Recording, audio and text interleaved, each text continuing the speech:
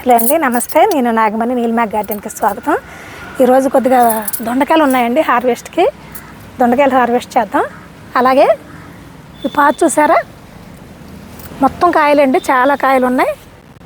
ఇది పాదు మొత్తం ఇంత ఆరోగ్యంగా పెరగడానికి నేను ఎలాంటి ఫర్టిలైజర్ ఇస్తున్నాను, అలాగే ఈ గొంగల పురుగుల నుంచి కాపాడడానికి ఎలాంటి పెస్టిసైడ్స్ వీటికి స్ప్రే చేస్తున్నాను అన్నది ఈరోజు చెప్తానండి. దొండకాయలు కట్ చేద్దామండి. ముందు చాలా ఉన్నాయండి. రోజు చేద్దాం అనుకొని లేట్ అయిపోతుంది. రోజు వాటరింగ్ చేసుకోవడానికి ఎండలు వచ్చేస్తున్నాయి కదండి, ఇంకా ఎండలు బాగా కాస్తున్నాయి. ఒక రోజుకే మొక్కలు సాయంత్రానికి వడలిపోతున్నాయి. వాటరింగ్ చేసుకోవడం, ఇవాళ మొత్తం కలుపు తీసానండి. గార్డెన్ క్లీన్ చేసుకోవడం పని సరిపోతుందండి. నాకు టైం ఉండలేదు హార్వెస్ట్లు చేయడానికి, అందుకే వీడియో చూపించలేకపోతున్నాను, వీడియోలు తీయట్లేదు.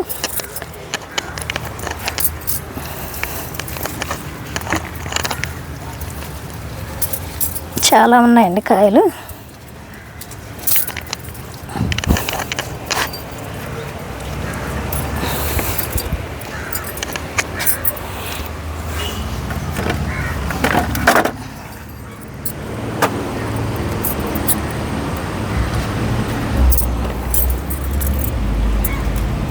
చాలా టేస్ట్ ఉంటాయండి ఈ దొండకాయలు, మనం పండించుకున్నాయి కదా, మందులు వేయకుండా.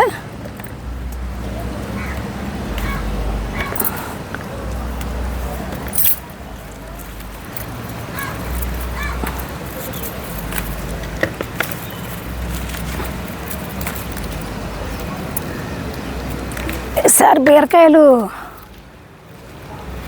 కోతులు ఉంచట్లేదండి. 3 సార్లు వచ్చినాయి, 3 సార్లు కోతులు తినేసినాయి. ప్రాణం సూరమంటది కదండి, మనం పండించుకొని ఈ చేతికి అందే టైంకి అవి వచ్చి పాడు చేస్తే చాలా బాధగా ఉంటుంది. నేనేమో కేజీ 80 రూపాయలు పెట్టి నేను కొంటున్నానండి మార్కెట్లో. నేను ఆర్గానిక్గా పండించుకునేవి కోతలు తింటున్నాయి.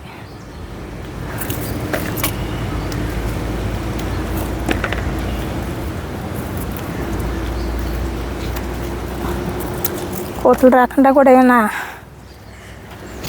జాగ్రత్తలు తీసుకోవాలండి.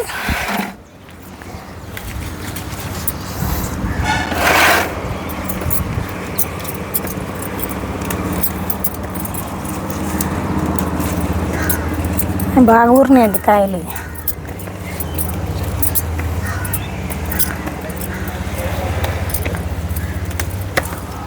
దొండకాయలు సంవత్సరం పొడుగుతా కాస్తాయండి మనకి, కాకపోతే కొద్దిగా గొంగల పురుగులు బెడద ఎక్కువగా గొంగల పురుగే వస్తుందండి ఈ దొండపాదుకి. నేను ఈ పాదులన్నిటికీ కూడా నేను ఇచ్చే ఫెర్టిలైజరు, తీగజాతి పాదుల అన్నిటికీ కూడా నేను బియ్యం కడిగిన వాటర్ అండి. బియ్యం కడిగిన వాటర్ 2 రోజుల నుంచి అందులో కొద్దిగా తౌడు కలిపి ఈ పాదులన్నిటికీ కూడా ఇస్తానండి నేను. అలాగే మనం కిచెన్ వేస్ట్ కూడా వేస్తాం కదా. తర్వాత ఈ గొంగలకండి, గొంగలి అయిపోయిందండి. ఒకసారి నా పాదు మొత్తం తినేసినాయి, ఇదంతా మొత్తం ఎండిపోయిందండి, మొత్తం ఆకులన్నీ తినేసినాయి.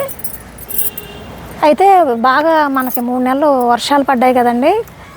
ఇక నేను మనసాకి ఏమైనా స్ప్రే చేసినా పెస్టిసైడ్ ఈ వర్షంకి మొత్తం పోయేదండి, కడిగేసేది మొత్తం వర్షం అంతా, ఒకరోజు కూడా నిలబడేది కాదు. ఇదిగోండి ఎన్ని కాయలు వచ్చాయో, 2 కేజీల దాకా వచ్చాయి. కోయడానికి గంట పట్టిందండి. నేను వీటికి ఈ మొక్కకి కొట్టే పెస్టిసైడ్ అండి, పెరుగులోని ఇంగు వేసి, 1 స్పూన్ ఇంగు వేసి పులిసిన పెరుగులోని 2 రోజులు పక్కన పెట్టానండి.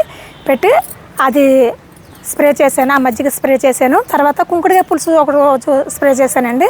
తర్వాత నీమ ఆయిల్ 1 రోజు, తర్వాత ఎగ్ ఆయిల్ 1 రోజు, వాళ్ళకి మార్చి నేను గొంగళ పురుగుల కోసం స్ప్రే చేశానండి పాదుకి.